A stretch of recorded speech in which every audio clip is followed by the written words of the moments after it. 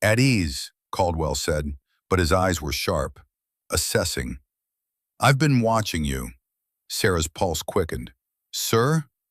You move wrong, Caldwell said flatly. He stepped into the room, closing the door behind him. You stand wrong. You react wrong. That Lance Corporal this morning, you splinted his wrist using field expedient techniques, not nursing school techniques, field techniques. I don't know what you mean. The heat casualty. You started IVs and implemented cooling without waiting for orders. That's not nurse protocol.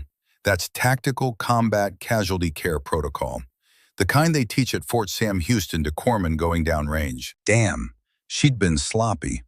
And just now, Caldwell continued quietly, when I walked in, you stood, automatically, like a junior enlisted addressing a senior NCO. Nurses don't do that. Sailors do. Sarah said nothing. Her mind raced through contingencies. Deny, deflect, disappear if necessary. The go bag was in her truck. She could be in Mexico in 4 hours, could disappear into a new life, a new identity, leave this all behind. I pulled your personnel file, Caldwell said. It's mostly redacted. Naval Intelligence SEAL. You know what that tells me? It tells me you saw something or did something that made powerful people nervous. And now you're here, hiding. I'm not hiding. Then what are you doing, Mitchells? Caldwell's voice wasn't angry, it was curious, concerned even. Because you're sure as hell not just a nurse. You're a corpsman. And not just any corpsman. You've got the look, the one they all get. SEAL Team Corpsman. Am I right? Sarah's jaw tightened. No point in lying to someone who already knew the truth. I don't know what you're talking about. Team 5? Team 7? Caldwell studied her face. 7. You've got that Coronado polish. How many tours? This conversation is over. Sarah moved toward the door. Caldwell didn't move to stop her, but his voice stopped her anyway. What's your father's name? Sarah froze. How did he know? How could he possibly? Why would you ask that?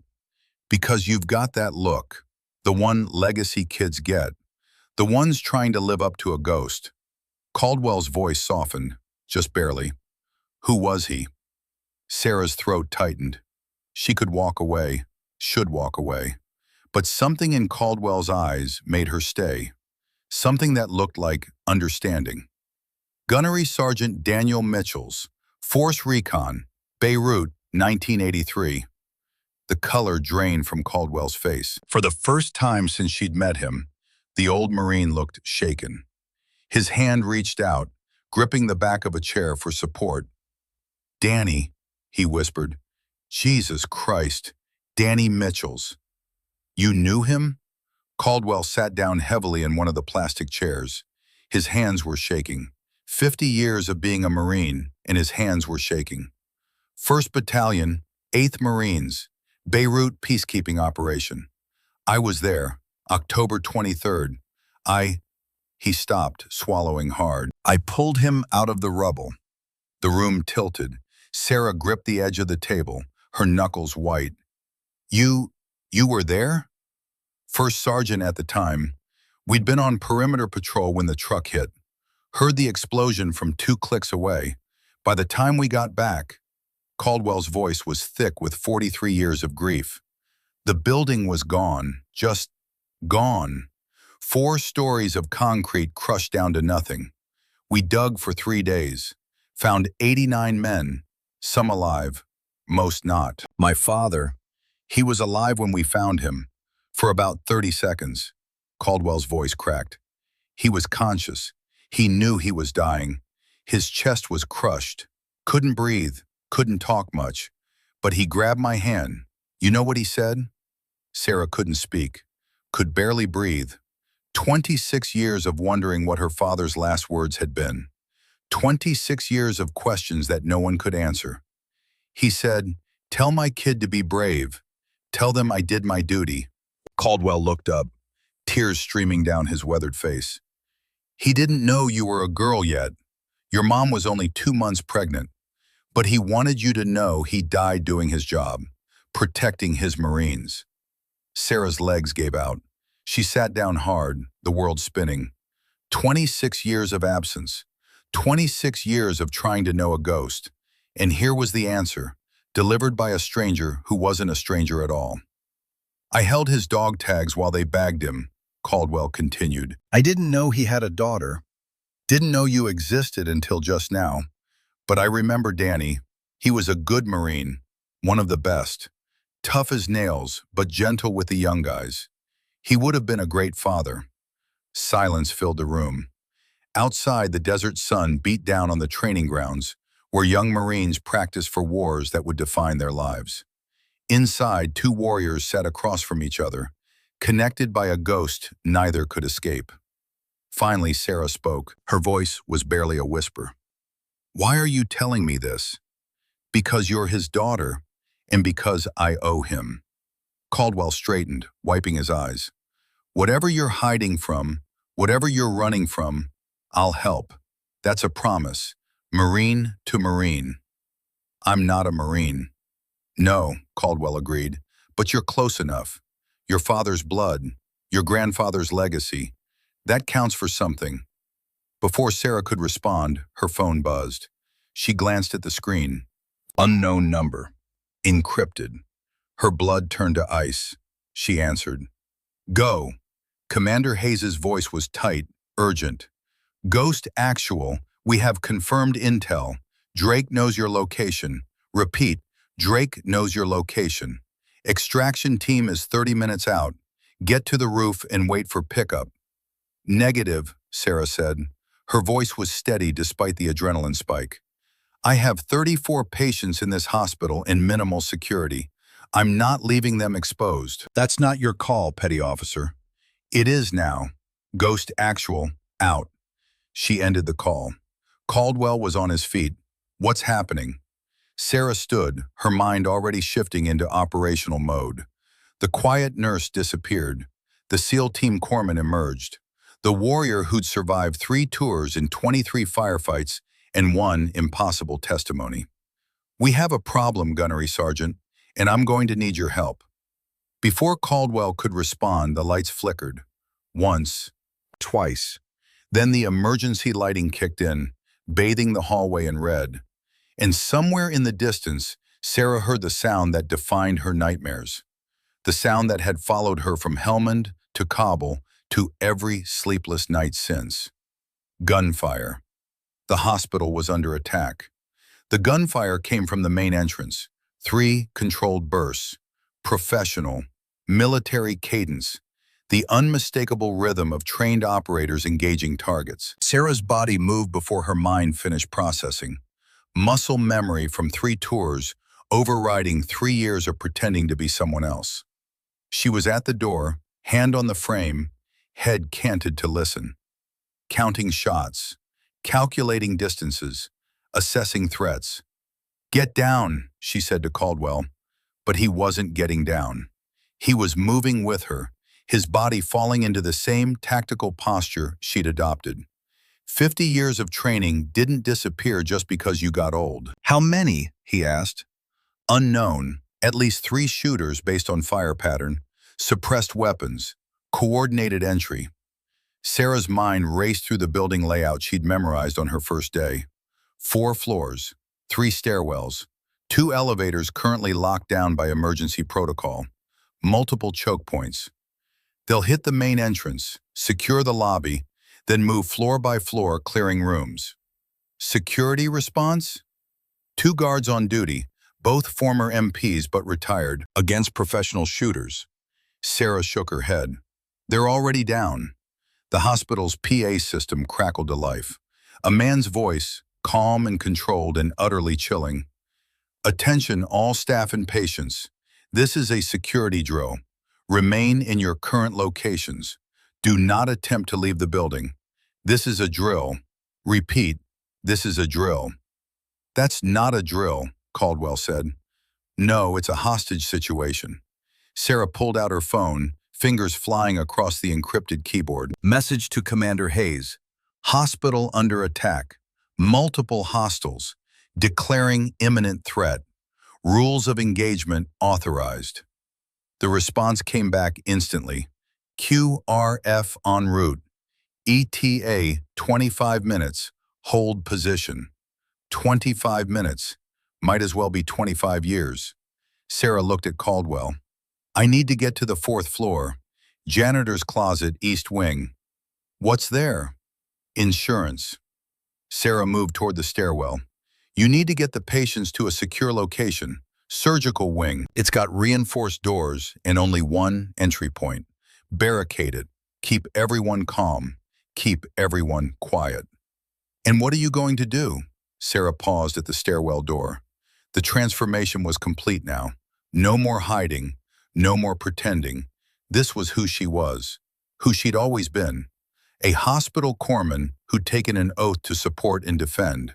A sailor who'd served with the best warriors America had ever produced. My job, gunnery sergeant, same as always. Protect those who can't protect themselves. She disappeared into the stairwell before he could argue. The building was eerily quiet. Emergency lighting cast everything in shades of red. Sarah moved up the stairs with practiced silence, her feet barely touching each step. At the 3rd floor landing, she heard voices below. 2 men speaking in tactical shorthand. Level 1 secure. 8 civilians restrained. 2 security guards neutralized. Copy.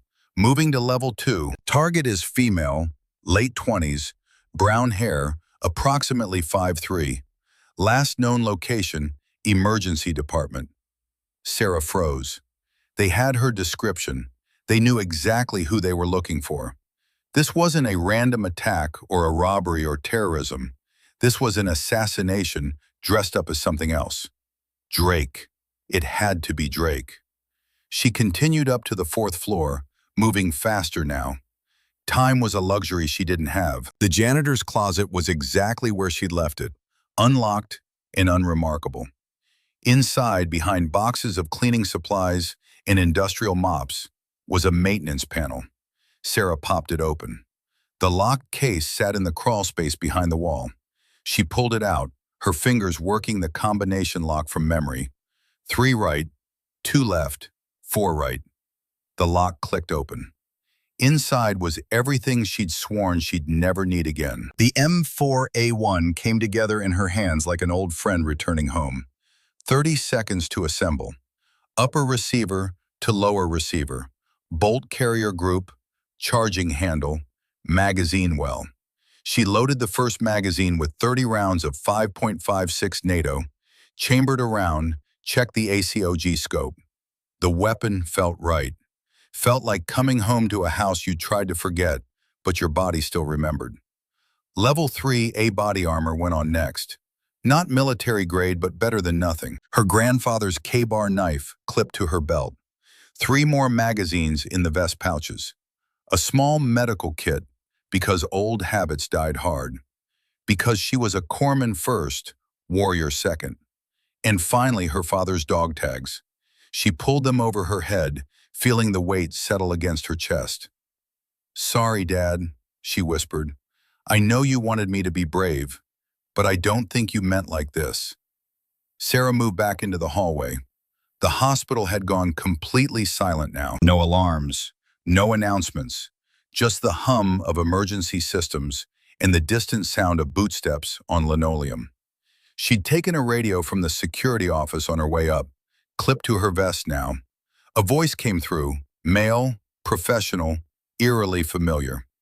All units be advised, target may be armed and should be considered extremely dangerous. She has combat experience. Do not engage alone. Use overwhelming force. Sarah's blood went cold. She knew that voice. Would know it anywhere. Colonel Marcus Drake.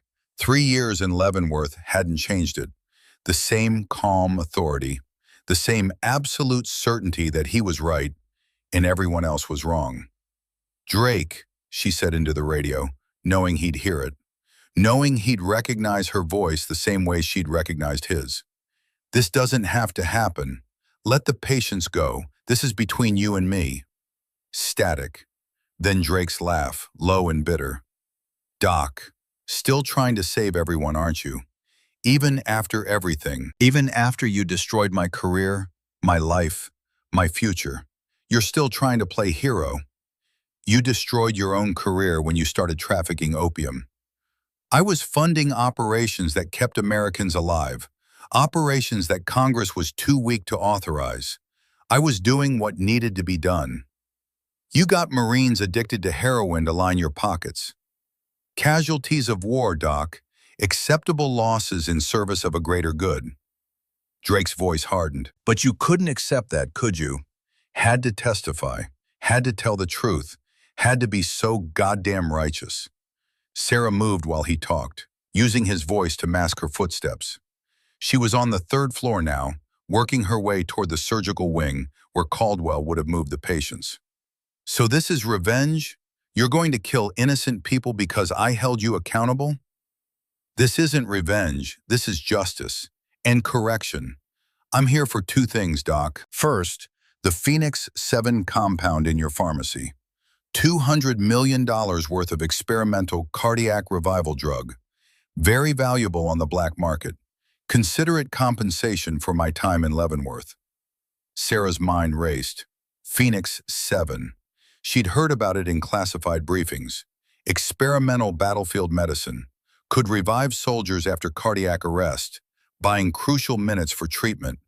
If Drake got his hands on it and sold it to hostile nations or terrorist organizations. And the second thing, she asked, though she already knew the answer. You, Doc. I'm here for you. Because you need to understand that actions have consequences. You took 3 years of my life. I'm going to take the rest of yours. The radio went dead. Sarah reached the surgical wing.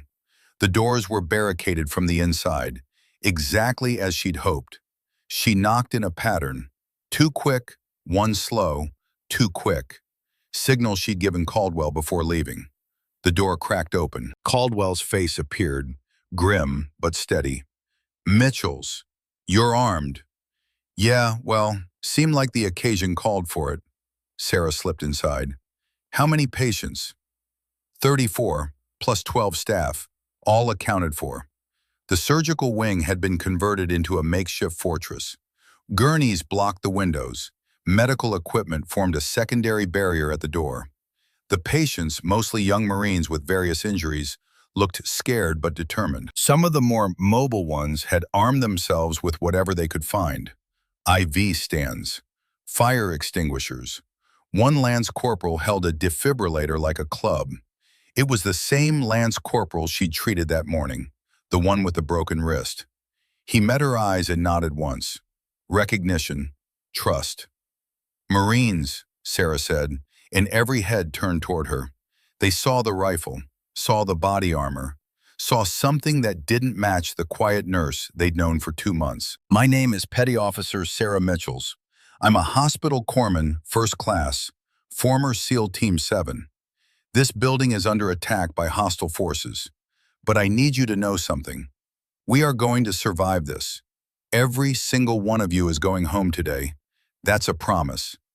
Hoo-yah? Silence. Then one voice, the Lance Corporal with the broken wrist. Hoo-yah, Doc. Others picked it up. Hoo-yah! Hoo-yah! Until the whole room echoed with it, the battle cry of sailors and Marines going into harm's way. Caldwell moved to her side. What's the plan? They want 2 things. Me and the Phoenix 7 compound in the basement pharmacy. We give them neither. We're outnumbered, outgunned, and trapped in a hospital with wounded personnel. Yeah, Sarah checked her rifle. So we make that work for us, not against us. This is our terrain, our battlefield. We know every inch of this building. They don't. You're talking about going on offense. I'm talking about doing what we trained for, what we've always done. Sarah met his eyes. We protect those who can't protect themselves, no matter the cost. Caldwell studied her for a long moment. Then he nodded. What do you need? I need you to hold this position. Keep everyone safe. Keep everyone calm. I'll draw them away from here. You're going after them alone?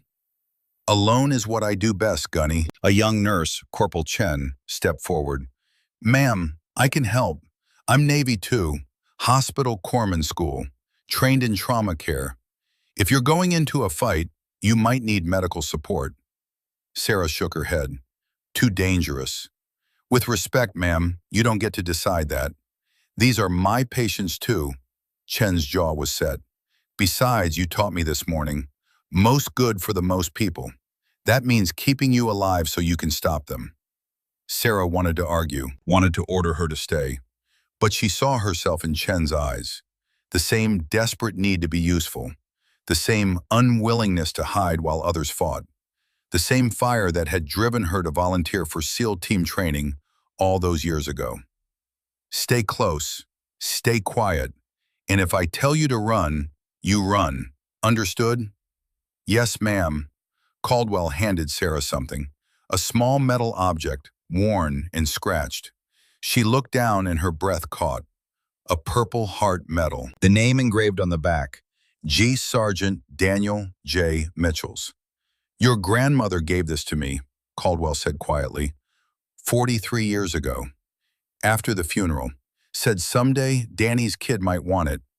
I've been carrying it ever since, waiting. He pressed it into her hand. Bring it back, Sarah, and bring yourself back. Your father died protecting his Marines. Don't you dare do the same.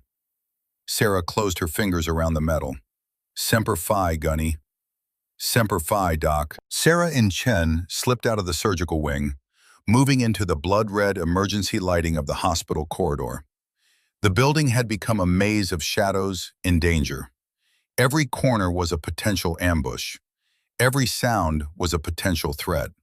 They moved in tactical formation, Sarah on point with the rifle, Chen 3 steps behind with a medical kit and one of the security guards' sidearms. A Glock 19, 15 rounds. Not much, but better than nothing. Contact left, Sarah whispered. 2 men in black tactical gear swept around the corner. Not military uniforms, private security contractor gear, expensive equipment, professional loadout. Drake's people. Sarah raised her rifle but didn't fire. 2 rounds would alert everyone in the building. Instead, she set down the rifle silently and pulled the K-bar, her grandfather's knife, the blade that had seen Korea and survived. Stay here, she mouthed to Chen. Sarah moved like water, silent, inevitable. The first hostile never saw her coming. She was inside his reach before he could raise his weapon, the knife finding the gap between body armor plates. Not a killing strike, a disabling one. The blade slid between his ribs, puncturing a lung. He went down without a sound, gasping for air that wouldn't come. The second hostile turned, saw his partner falling, saw Sarah. His eyes widened. He raised his rifle. Sarah was faster. She closed the distance in 2 steps, deflected the barrel with one hand, drove the knife into his thigh with the other. Femoral strike. Deep. He'd live if he got medical attention soon. But he wouldn't be fighting. Not today. Not for months. She zip-tied both men with medical tubing, gagged them with gauze, took their weapons, radios, and tactical vests. 2 HK-416 rifles with suppressors, 4 extra magazines, a fragmentation grenade, and most importantly, their radio frequency. Clear, she whispered to Chen. They moved deeper into the hospital. Sarah's mind worked through the tactical problem like a math equation. Drake had at least 12 men based on the radio chatter. She'd neutralized 2, that left 10, plus Drake himself. 11 hostiles against 2 defenders with limited ammunition and 0 backup for 20 more minutes. The radio crackled. Team 2, report. Team 2, do you copy? Silence. Damn it. She's taken out Team 2. All units, target is active and engaged. She's hunting us. Switch to defensive positions. Guard the package. The package, Phoenix 7. The basement pharmacy. As Sarah secured the weapons, her radio crackled with a transmission that made her blood freeze. Colonel Drake, this is Morrison. The target was last seen moving toward the surgical wing. Dr. Morrison's voice, unmistakable. Chen's eyes widened. Dr. Morrison? But he's... The inside man, Sarah finished, her jaw tight. She'd suspected a leak. Someone had given Drake the hospital layout, the security schedules, her location. Now she knew who. Drake's response was cold. "Good work, doctor. Remember our agreement. You help me, and your son comes home safe." Sarah's anger shifted to something more complex. She clicked her radio. "Morrison, I know you can hear me." Silence. Then Morrison's voice strained. "Sarah, I'm sorry. They have my son, Captain James Morrison, Marine Corps, stationed in Afghanistan. Drake's people, they sent me a video. He's in a cell somewhere. They said if I don't cooperate—" "Where are you?" Sarah asked. "Security office, monitoring cameras for them." Morrison's voice cracked. "I never wanted this. I tried to protect you. I approved your transfer here, gave you the cover story. I thought I could keep you safe and save my son. But Drake found out anyway." Sarah made a decision. "Dr. Morrison, listen carefully. In 10 minutes, the FBI will breach this building. When they do, you surrender immediately. Tell them everything. Tell them Drake admitted his son is hostage. They can help. Understand? But Drake will kill James. Drake's going to prison today. That's not a threat, it's a promise. Trust me, doctor. Do the right thing now." A long pause, then, Okay, I'll shut down the camera feeds, give you a blind spot. It's all I can do." "That's enough, thank you." The radio went silent. Chen looked at Sarah with something like awe. "You just gave him a chance. After he betrayed you." "He didn't betray me. He tried to save his son." Sarah checked her rifle. "That's not betrayal. That's love. Misguided, but love. And we don't punish love. We save it when we can." Sarah made a decision. She clicked the radio. "Drake, let's talk." Static. Then his voice, amused and angry in equal measure. "Doc, still alive. I'm impressed. You want me. Here I am. Let everyone else go, and we settle this. You and me. No one else has to die." Noble, predictable, and stupid. Drake's voice hardened. "You think I'm here for revenge? I'm here for profit. The Phoenix 7 is worth $200 million. You're just a bonus. A chance to correct a mistake I made 3 years ago when I didn't kill you in Kabul." Sarah's blood went cold. "What did you say?" "Helmand Province, 2012. That village, the civilians you saved. You think that was random enemy fire?" Drake laughed, and the sound was utterly devoid of humor. "I authorized that strike. I needed to eliminate local witnesses to our operation. But you had to play hero, had to save them, had to see what you weren't supposed to see." The nightmare crystallized. The village, the children, Ramirez bleeding out. All of it orchestrated, all of it planned. "You killed Ramirez," Sarah whispered. "I killed a liability. He was going to talk, going to report what he'd seen.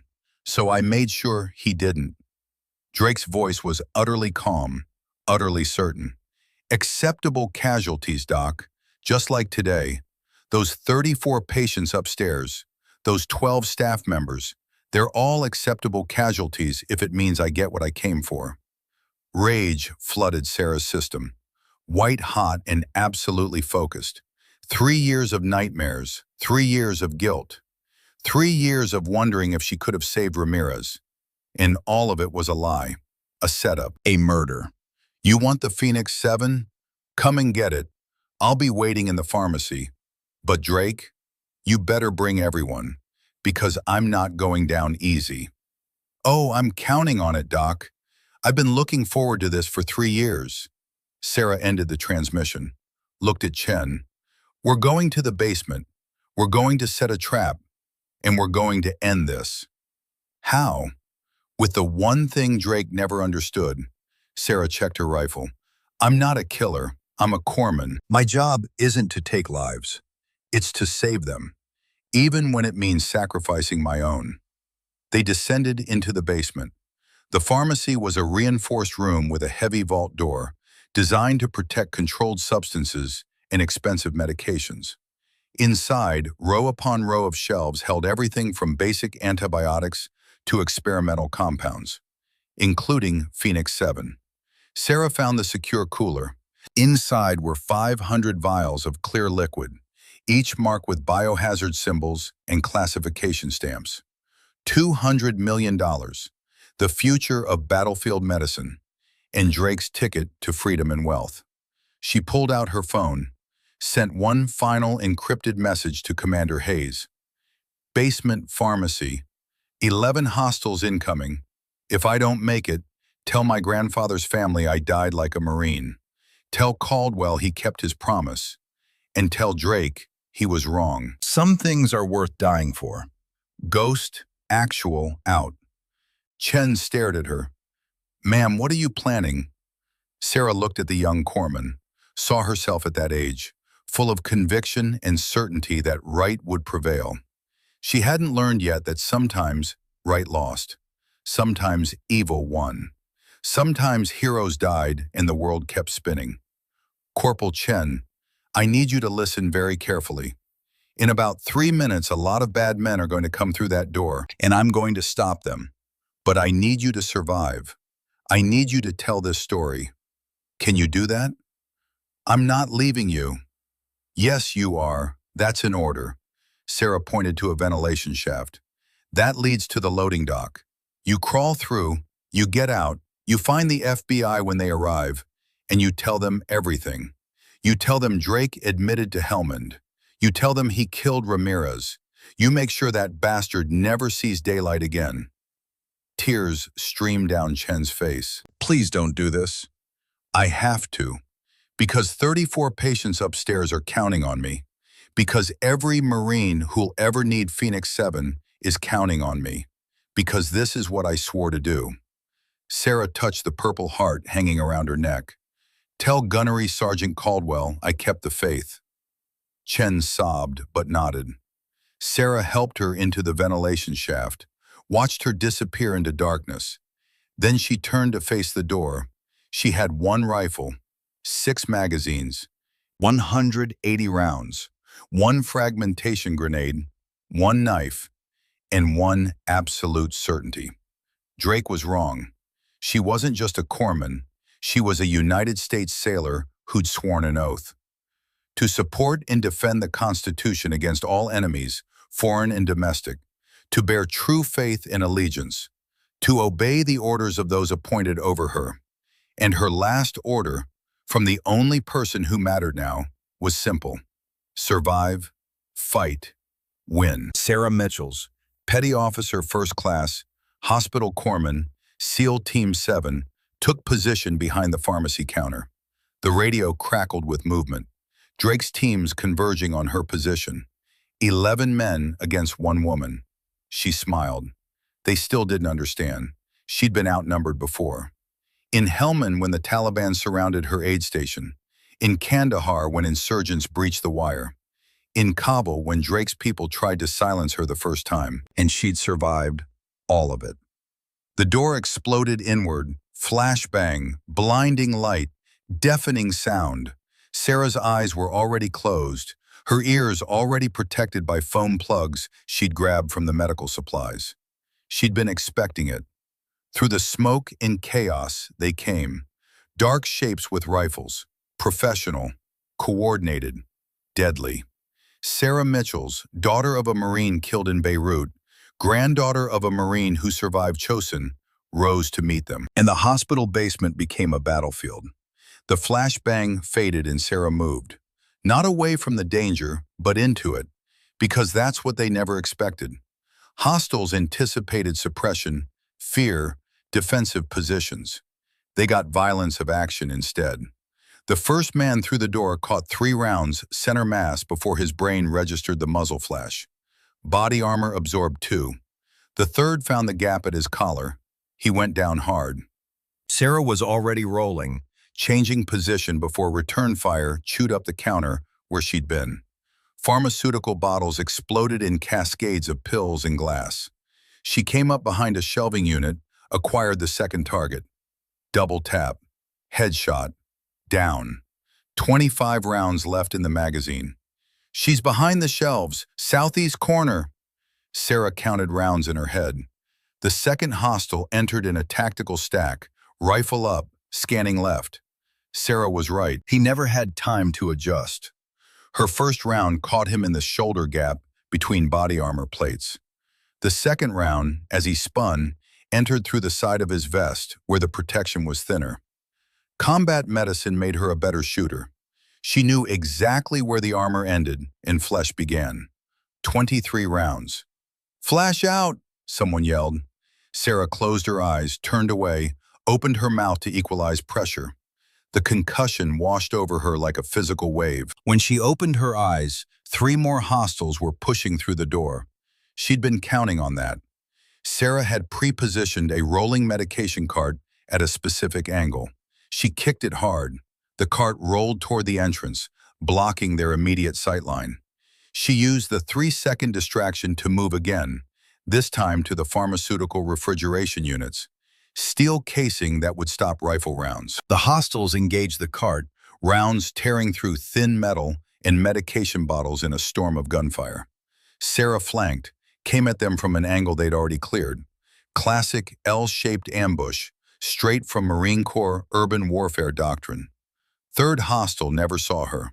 She put 2 rounds through the gap in his neck protection, where the helmet ended and the vest began. He went down. 21 rounds. Fourth hostile turned. Sarah fired. Click. Magazine empty. Time slowed. She dropped the empty mag, hand already moving to her vest for a fresh one. The hostile raised his rifle. She slapped the new magazine home, chambered around. He fired. She dove left. His rounds went high, sparking off the steel refrigerator. She fired from the ground. 3 rounds, controlled, center mass. He stumbled back. 27 rounds in the new magazine. Fifth hostile was smarter. He'd taken cover behind a steel filing cabinet. Sarah couldn't flank. Wrong angle. She couldn't advance. He had superior position. Stalemate. But she had her grandfather's knife. And she had the fire suppression system. Sarah shot the sprinkler head above the fifth hostile. Water exploded downward under pressure, soaking him, obscuring his vision through his optics. He instinctively looked up. Fatal mistake. 2 seconds of distraction. Sarah closed the distance in that window, knife in hand. She didn't kill him. She disabled him. Hamstring cut to immobilize. Weapon hand slash to disarm. Pressure point strike to the neck to render unconscious. He went down, alive but out of the fight. That's when she heard the order to fall back. Fall back! Fall back to the corridor! They were retreating. 7 men left plus Drake. Sarah let them go, using the momentary reprieve to reload and assess. She was hit. Somewhere in the chaos, a round had grazed her left arm. Not serious, not immediately life-threatening, but bleeding steadily. She tore a strip from her uniform, made a quick pressure bandage with the efficiency of someone who'd done it 100 times. Corpsman first, warrior second. Always. The radio crackled. Drake's voice, no longer amused. "You killed 5 of my men, Doc. 5 good soldiers." "They stopped being soldiers when they started working for you," Sarah replied, her voice steady despite the adrenaline crash starting to hit. "They became mercenaries, killers for hire." "There's a difference." "And what are you? You've killed 5 men in as many minutes." "I'm a corpsman doing her job, protecting patients, protecting medicine that will save lives. There's a difference between murder and defense, Drake. You never learned it." "Keep telling yourself that." Drake's voice turned cold. "I'm done playing. I'm going to pump chlorine gas through that ventilation system. You'll be dead in 4 minutes. Painful death. Drowning in your own lungs." "Is that how you want to die, Doc?" Sarah looked at the ventilation shaft where she'd sent Chen. The young corpsman should be clear by now. Should be safe. But if Drake flooded the system with gas, anyone still in the vents would suffocate. She couldn't risk it. "Wait," Sarah said. "I'll come out, unarmed. You can have me. Just leave everyone else alone." Silence. Then Drake laughed. You're bluffing. You'd never surrender. I'm not bluffing. I'm negotiating. You want revenge? Here's your chance. Face to face. No more hiding behind radios and hired guns. Just you and me. The way it should have been 3 years ago. More silence. Sarah counted the seconds. 15, 20, 30. She could almost hear Drake's mind working through the variables. The ego that wanted to face her. The caution that knew she was dangerous. The rage that had been building for 3 years. Fine, Drake said finally, but not in the basement. Top floor, helipad. I've got an extraction bird inbound. You meet me there in 5 minutes, unarmed, or I detonate the C4 charges my men place throughout this building. Your choice, Doc. Die a hero, or let everyone else die because of your pride. The transmission ended. Sarah stood in the flooded pharmacy, water still pouring from the broken pipe, bodies floating around her, and made the same calculations she'd made 1,000 times before. One life versus many. Her life versus 34 patients, 12 staff, and one young corpsman who reminded her too much of who she used to be. The math was simple. The math was always simple. She dropped the rifle into the water, kept only the knife, her grandfather's K-bar.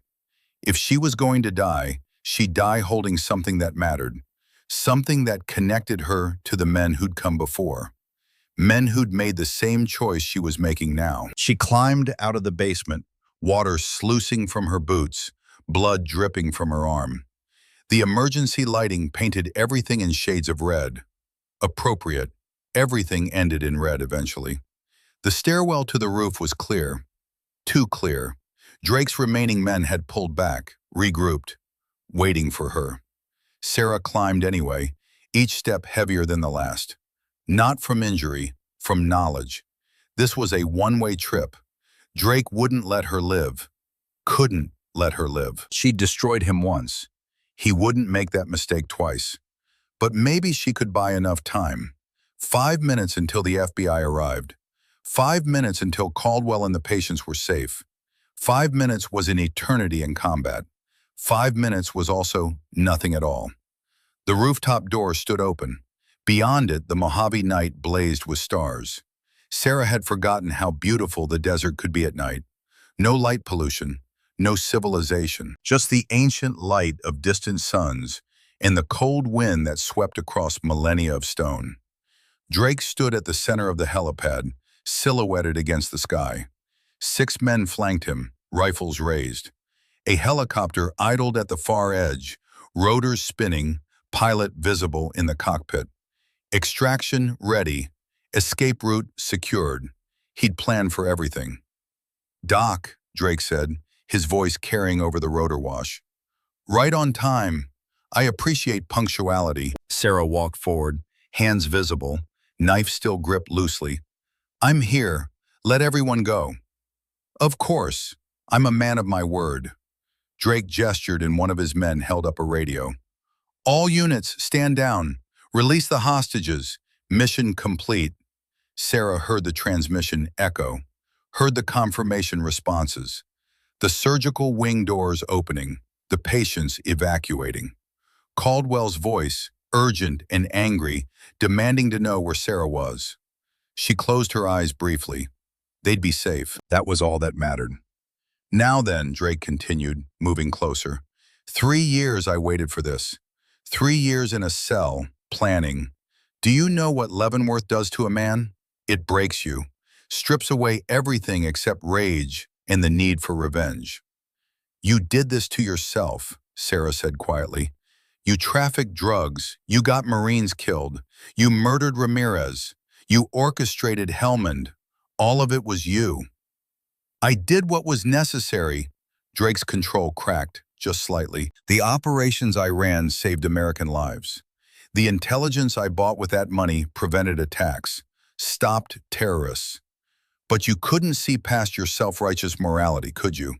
You had to be the hero, had to tell the truth, had to destroy everything I built. I saw you execute unarmed prisoners. I saw you profit from addiction. That's not morality, Drake. That's basic human decency. That's the difference between a warrior and a war criminal. Drake backhanded her. The blow snapped her head sideways, split her lip. Sarah tasted blood but didn't fall, didn't move, just met his eyes with absolute defiance. With the same stubborn refusal to break that had gotten her through SEAL team training, through 3 deployments, through every impossible moment of her life. Still proud, Drake said. Still certain you're right. Let me tell you something, Doc. In the real world, there's no right and wrong. There's only survival, only victory. And today, I won. I got my revenge. I got my payday from selling Phoenix 7, and you got nothing except a bullet. He raised his sidearm. A Sig Sauer P226, standard issue for SEALs, probably taken from one of the men he'd corrupted. Sarah saw it coming, didn't flinch, didn't beg, just stood there with her grandfather's knife in her hand and her father's dog tags against her chest, thinking about Marines in Beirut, in Korea, in Helmand, thinking about all the impossible choices and how they'd led her here, thinking about her grandfather's voice. Your daddy died a Marine. You live like one. Live, not die. Live. The moment stretched. Drake's finger tightened on the trigger. Sarah's hand tightened on the knife. 20 feet separated them, too far to close before he fired. Unless. Sarah's training took over. She'd practiced knife throwing in Coronado, hours on the range with her SEAL team. Never perfect, never reliable. But sometimes when everything else failed, you took the impossible shot. She threw. The K-bar spun through the air, 70 years of family history rotating end over end. It struck Drake's gun hand. Not the blade, the handle. But enough. The gun discharged wild, rounds sparking off the helipad concrete. Sarah was already moving. She closed the 20 feet in 3 seconds, inside his reach before he could recover. They went down hard, grappling on the concrete. Drake was bigger, stronger, trained. A full colonel with 20 years of combat experience. 3 years, Drake snarled, his other. 3 years, Drake snarled, his other hand finding her throat. 3 years you took from me. Sarah's vision started to gray. His grip was iron. She couldn't breathe, couldn't speak. Her hands scrabbled across the helipad, finding nothing. Her father's dog tags pressed against her chest, trapped between their struggling bodies. Your daddy died a Marine, her grandfather had said. You live like one. Live, not die. Live. Sarah stopped fighting the choke. Instead, she went for Drake's eyes. 2 fingers, sharp jab. He recoiled instinctively, grip loosening. She sucked in air, drove her knee into his solar plexus. He folded. She rolled free, grabbed her grandfather's knife from where it had fallen, stood over Drake with the blade ready. Do it, he gasped, clutching his stomach. Finish it. Prove you're just like me. Sarah's hands shook. The knife point hovered over his chest. 3 years of rage. 3 years of nightmares.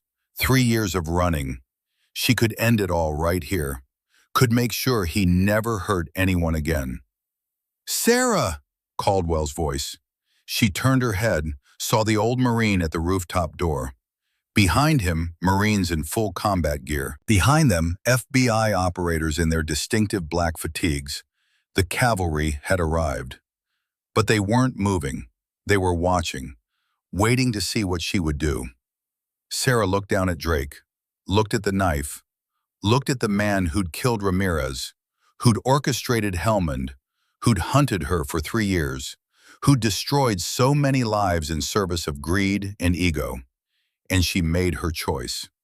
She flipped the knife, caught it by the blade, and threw it aside. To save lives, even yours. She knelt.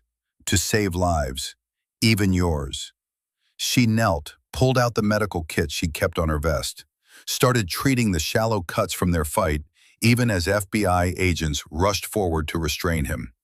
Professional, efficient, a corpsman doing her job. Drake stared at her, uncomprehending. Why? Because someone once told me that the hardest thing isn't killing your enemy, it's showing them mercy when they don't deserve it. Sarah finished the bandage on his arm. That's what separates warriors from murderers. That's what separates us from you. And that's why you'll never understand people like me. People like my father. People like my grandfather. We serve something bigger than ourselves. The FBI hauled Drake to his feet, cuffed him, read him his rights. He never took his eyes off Sarah, trying to understand what had just happened, trying to comprehend a world where mercy existed. As they led him away, Caldwell approached. He picked up the K-bar, examined it, then handed it back to her. "Your grandfather threw this knife at a Chinese soldier in Korea," he said quietly. "The man surrendered. Your grandfather let him live. He told me that story once, in Beirut. Said it was the hardest thing he ever did, harder than all the men he killed. Said it haunted him more than the killing ever did." Sarah took the knife, the weight familiar and right. "Thank you for not shooting him, Gunny. That wasn't my choice to make, Doc. It was yours." Caldwell's hand rested on her shoulder. "And you made the right one. Your father would be proud. Hell, your grandfather would be proud. You just proved that 3 generations of warriors produce something better than we were. Someone who knows when not to kill." Sarah's legs gave out. The adrenaline crash hit like a freight train. Caldwell caught her, lowered her gently to the helipad. EMTs rushed forward with a stretcher. "Stay with me, Doc," Caldwell said. "I'm okay," Sarah managed. "Just tired. So tired." "You earned it. You saved 34 lives today. You stopped Drake. You protected Phoenix 7. And you did it all while keeping your humanity." Caldwell's weathered face smiled. Not bad for a day's work. As the EMTs worked on her, Sarah saw Corporal Chen. The young corpsman was wrapped in a shock blanket, face streaked with tears, but alive, safe. Chen saw Sarah and broke free from the EMT treating her, ran to the stretcher. "Ma'am, you're alive. Oh God, you're alive." Chen was sobbing. When I heard the shooting, I thought, "I'm okay, Corporal. You did good. You got out, you survived. You told the story. That's what matters." Chen gripped Sarah's hand. "You came back, just like you promised." Sarah squeezed back, feeling the Purple Heart still hanging around her own neck where it belonged. "Always keep your promises, Chen. That's the first rule." They loaded her onto the stretcher despite her protest that she could walk. Started an IV, checked vitals, treated her like a patient instead of a warrior. She hated it and was grateful for it in equal measure. As they carried her toward the stairwell, Marines stood at attention as she passed. Someone started a slow clap, then another. Then the whole rooftop erupted. Applause, cheers, hoo-yah, the sound of warriors acknowledging one of their own. Sarah closed her eyes and let it wash over her. 3 days later, she stood in Gunnery Sergeant Caldwell's office. Not an interrogation, not a debriefing, just 2 warriors talking about what came next. "Naval Medical Command called," Caldwell said, leaning back in his chair. "They want you back. Training role, teaching advanced tactical combat casualty care. They're calling it the Mitchell's Protocol. Combat medicine under fire, teaching corpsmen how to fight like warriors, and warriors how to save lives. You'd be good at it." "I'm happy being a nurse, Gunny." "Bullshit, you're a corpsman. Always have been, always will be. Question is, are you going to keep hiding, or are you going to own it?" Sarah looked out the window at the desert. Somewhere out there, young Marines were training for wars that would define their lives. Learning to shoot, learning to move, learning to survive. But who was teaching them to save? Who was showing them that the rifle was just a tool, and the real weapon was the human heart that refused to quit? "If I do this," Sarah said slowly, "I do it my way. No more hiding, no more pretending. I tell them the truth. Combat is hell. War is trauma. Killing changes you. And the only thing that matters is bringing everyone home, even when you can't, even when the math doesn't work. you still try. Agreed. Caldwell stood, offered his hand. So, what do you say, Doc? Ready to train the next generation? Sarah shook his hand. On one condition, you help. These kids need to hear from someone who was there, who survived, who knows what 50 years of service looks like, who knows that getting old is a privilege denied to many. I'm retired. You're breathing. That means you're not done, Sarah smiled. Besides, someone once told me there's more than one way to serve. I think that someone was pretty smart. Caldwell laughed, the sound rusty but genuine. All right, Doc, you got yourself a deal, but I'm teaching the old school stuff. Hand-to-hand combat, land navigation without GPS, how to survive when everything goes wrong and all your fancy technology fails. Perfect. I'll teach them how to put people back together. You teach them how to stay alive long enough to need it. We'll make warriors who know how to be human. They shook again. A pact between generations, between wars, between two people who understood that service didn't end when the shooting stopped. It continued in classrooms and hospitals and wherever warriors gathered to pass their knowledge forward. 6 months later, Sarah stood in front of 40 young corpsmen at Camp Pendleton, aged 19 to 24, eager, terrified, certain of nothing except that they wanted to serve something bigger than themselves. My name is Senior Medical Instructor Sarah Mitchells, she began. Before we start, I want to tell you about impossible choices, about what happens when you have 30 seconds to decide between saving one person or saving many, about what it costs to do this job, about the nightmares that follow you home, and about why, despite everything, it's worth it. She told them about Helmand Province, about Ramirez, about the civilians in the burning building, and the choice that haunted her nightmares. She told them about Drake and the hospital, and the decision to walk onto that rooftop, knowing she might not walk back off.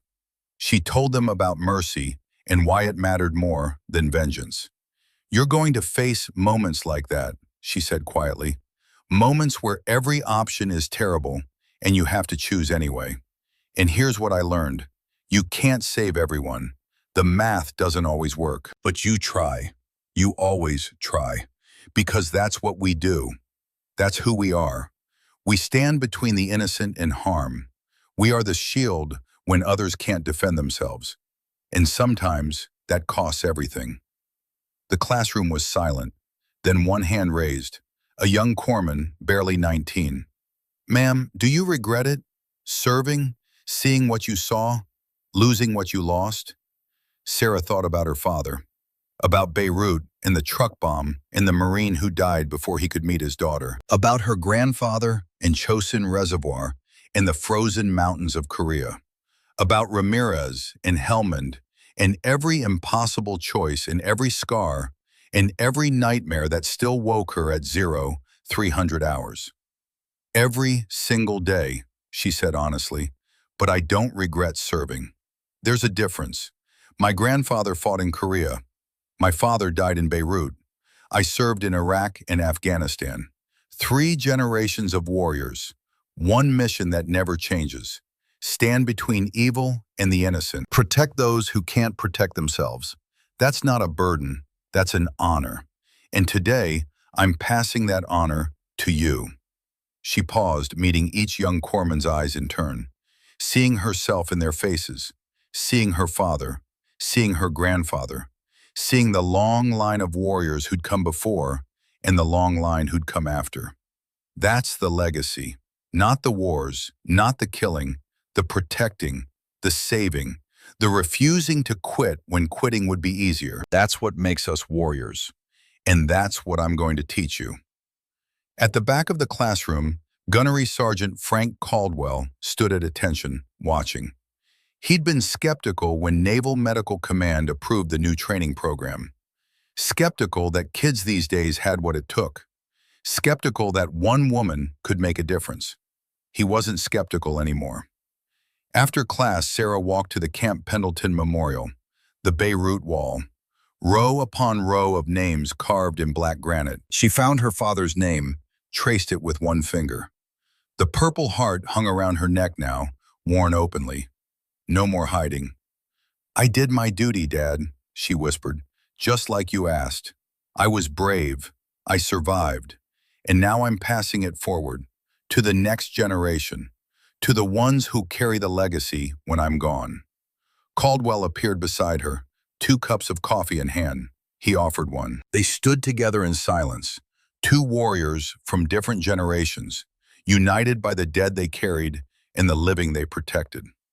"Your father would be proud of what you're doing," Caldwell said quietly. "Training the next generation, passing on what you learned. That's the promise I made him 43 years ago in the rubble of that barracks. That if his kid wanted to serve, I'd make sure they knew what it really meant. Not the glory, not the heroism, the cost and the worth." Sarah leaned against the memorial wall, the names of the dead pressing against her back like hands pushing her forward. "Thank you for keeping that promise, Gunny, for pulling me off that roof, for everything. Thank you, Doc, for reminding an old Marine why we do this." Caldwell raised his coffee cup. "To Danny, to William, to every warrior who came before and everyone who comes after." "Semper Fi," Sarah said. "Semper Fi, Doc." They drank their coffee as the sun set over Camp Pendleton, painting the memorial in shades of gold and red. Behind them, 40 young corpsmen filed out of the classroom, heading toward their futures, toward deployments and danger and impossible choices. But armed now with something more than training, armed with truth, with legacy, with the knowledge that they stood on the shoulders of giants. Sarah watched them go and thought about her grandfather at Chosin Reservoir, holding the line against impossible odds. About her father in Beirut, carrying wounded Marines when the building came down. About every moment that led her here, to this place, to this purpose. She was 26 years old, and she'd already lived 3 lifetimes. She'd been a warrior and a witness and a ghost.